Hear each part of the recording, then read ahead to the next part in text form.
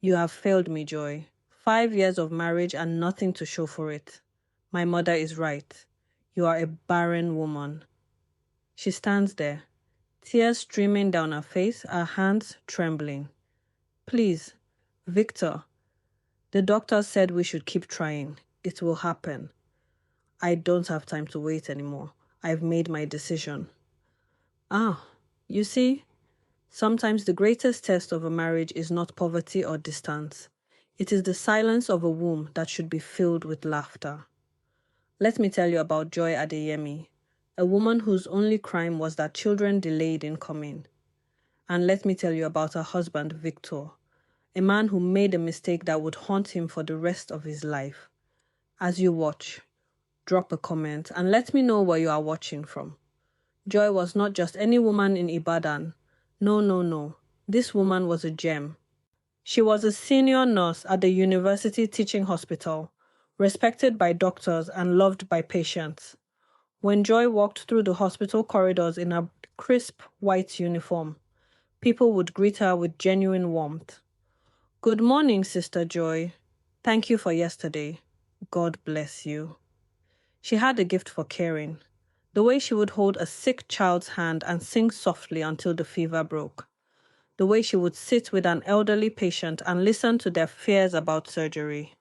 The way she would work double shifts when the hospital was short-staffed, never complaining, always smiling. But Joy's greatest quality showed at home. She loved her husband Victor with everything in her. Victor was a banker, a good man who worked hard and provided well. When they married 5 years ago, everyone said they were a perfect match. Both were educated, both were responsible, both feared God.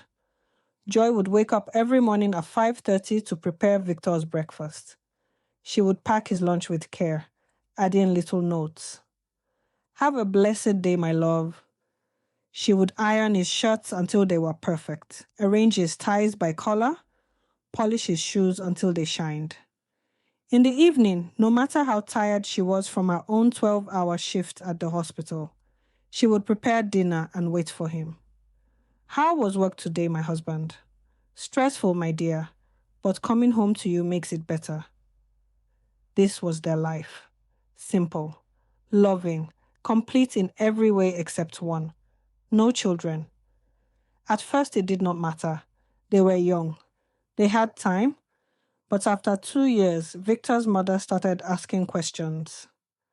Joy, when will I carry my grandchild? What are you people waiting for? After 3 years, the questions became accusations. Victor, are you sure this woman is okay? Have you taken her for tests? After 4 years, the whole family was involved. Aunties, uncles, cousins. Everyone had advice. Everyone had suspicion. Joy bore it all with grace. She went for tests. She tried every treatment the doctors recommended. She prayed. She fasted. She cried in secret so Victor would not see her pain. And Victor, at first, he stood by her. Don't mind them, my love. God's time is the best. We will have our children when he is ready. But you see, pressure can break even the strongest man, and the pressure on Victor was becoming too much. It started at family gatherings. Victor's younger brother got married 2 years after them, and within 1 year, his wife was pregnant. At the naming ceremony, Victor's mother held the baby and looked directly at Joy. At least one of my sons knows how to give me grandchildren. The whole room went silent. Joy smiled through the pain, but Victor saw the hurt in her eyes. That night, for the first time, he did not comfort her. He just turned his back and went to sleep. Then Victor's cousin got married, pregnant in 6 months. Another family friend got married, pregnant in 4 months.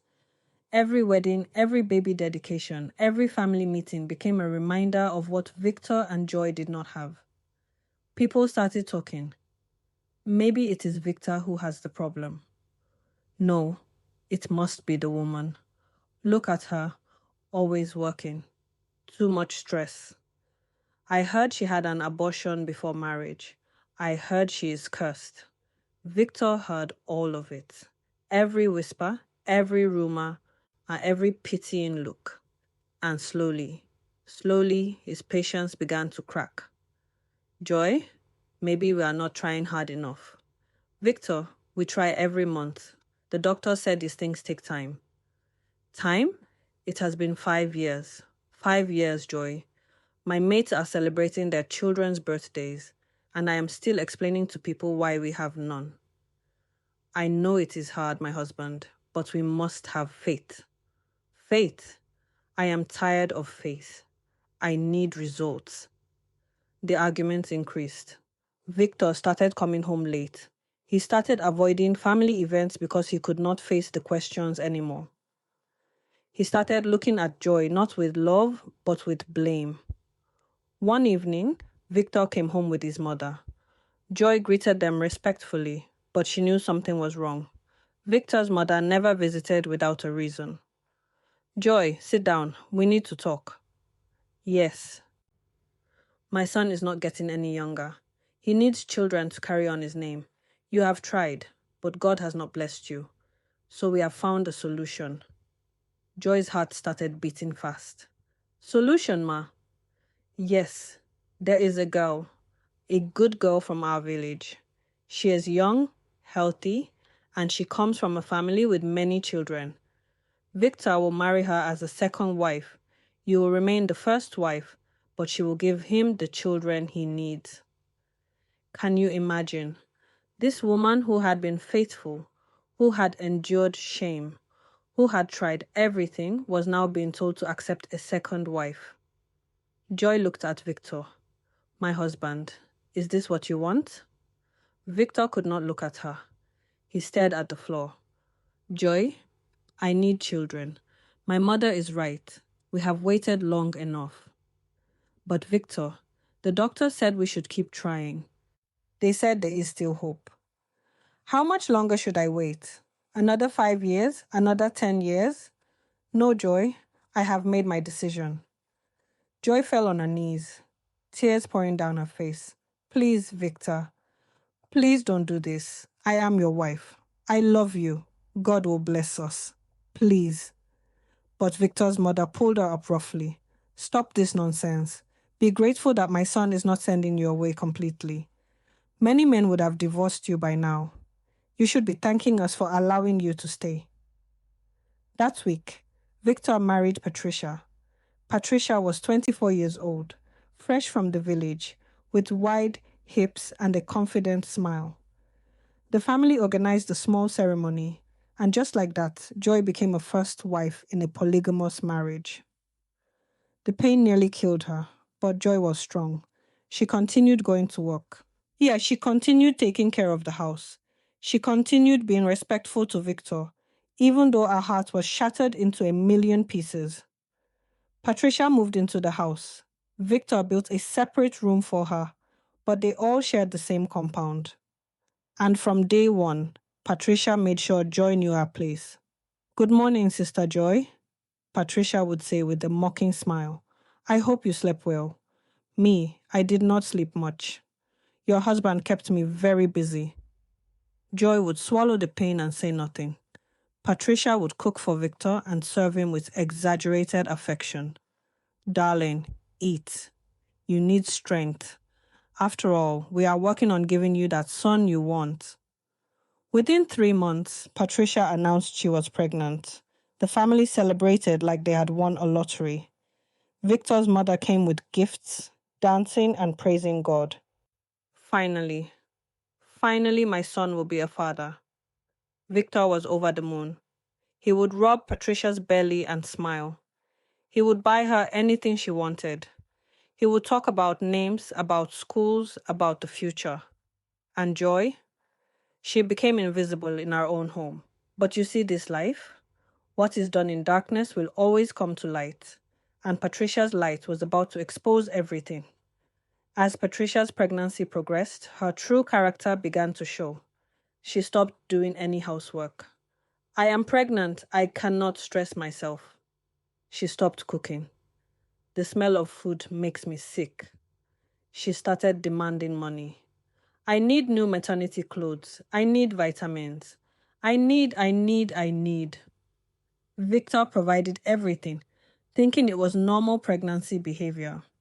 But Joy, with her nursing experience, saw something else. Patricia was not acting like a normal pregnant woman. She was acting like someone playing a role. One afternoon, Joy came home early from the hospital. She heard voices in Patricia's room. Male voices. She moved closer quietly and heard Patricia laughing. "Don't worry. The fool believes the baby is his. By the time he finds out, I will have collected enough money to disappear." Joy's hand flew to her mouth. She listened more carefully. The man in the room was Femi, Patricia's boyfriend from the village. They had planned the whole thing. Patricia was already pregnant before she married Victor. The family had lied. They had used Victor's desperation for children to trap him. Joy did not know what to do. Should she tell Victor? Would he even believe her? He had chosen Patricia over her. He had broken her heart. A part of her wanted him to suffer the consequences of his mistake. But Joy was not that kind of woman. Despite everything, she still loved Victor. She still believed in doing what was right. That evening, she called Victor aside. "We need to talk." "I am busy, Joy. Patricia is not feeling well." "Victor, please, this is important. It is about Patricia." Something in her voice made him stop. They sat down and Joy told him everything she had heard. At first, Victor did not want to believe it. "You are lying. You are jealous." "Victor, I am a nurse. I know when something is not right. Patricia is hiding something. Please, just do a DNA test when the baby is born, just to be sure." Victor was angry, but a seed of doubt had been planted.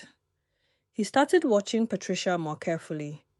He noticed the secret phone calls.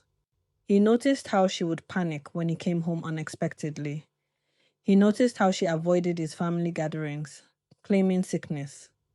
When Patricia gave birth to a baby boy, the family celebrated, but Victor insisted on a DNA test. Patricia cried, screamed, and called him wicked, but Victor stood firm. 2 weeks later, the results came. The baby was not his. The wahala that broke out that day, I cannot even describe it. Patricia confessed everything. She and Femi had planned to use Victor for money. The family members who had arranged the marriage had been paid by Patricia's family to deceive Victor. Victor sent Patricia away in disgrace. His mother cried and begged for forgiveness. But the damage was done. Victor had betrayed his faithful wife for a lie. He went to Joy, falling on his knees. "Forgive me, I was a fool. I listened to pressure instead of trusting God's timing. I hurt you. Please, Joy, forgive me." Joy looked at the man she had loved for so long, the man who had broken her heart. She thought about all the nights she had cried herself to sleep, all the shame she had endured, all the pain of being replaced. But she also thought about mercy, about love, about second chances. "Victor, you hurt me more than words can say. You chose to doubt God and doubt our marriage, but I forgive you. Not because you deserve it, but because bitterness will only poison my own heart." 3 months later, Joy discovered she was pregnant. The doctors said it was a miracle, but Joy knew better. It was God's perfect timing. When the pressure was gone, when she had let go of the pain, when she had chosen forgiveness, God blessed her. She gave birth to twins, a boy and a girl. And Victor never stopped thanking God for the wife he almost lost because of impatience. The lesson in this story is clear. Pressure and impatience can make you abandon treasure for trash. When we trust God's timing and value faithfulness over quick solutions, we protect ourselves from costly mistakes. Sometimes the greatest miracle is not in getting what you want faster, but in waiting for what God has already prepared. What lesson stood out to you in this story? Who do you think suffered most, Joy or Victor? Let me know in the comments. If stories like this speak to you, you are welcome here. Subscribe to Heritage Folktales Stories for more African stories, where truth always finds its voice. and patience is always rewarded. Thank you for watching.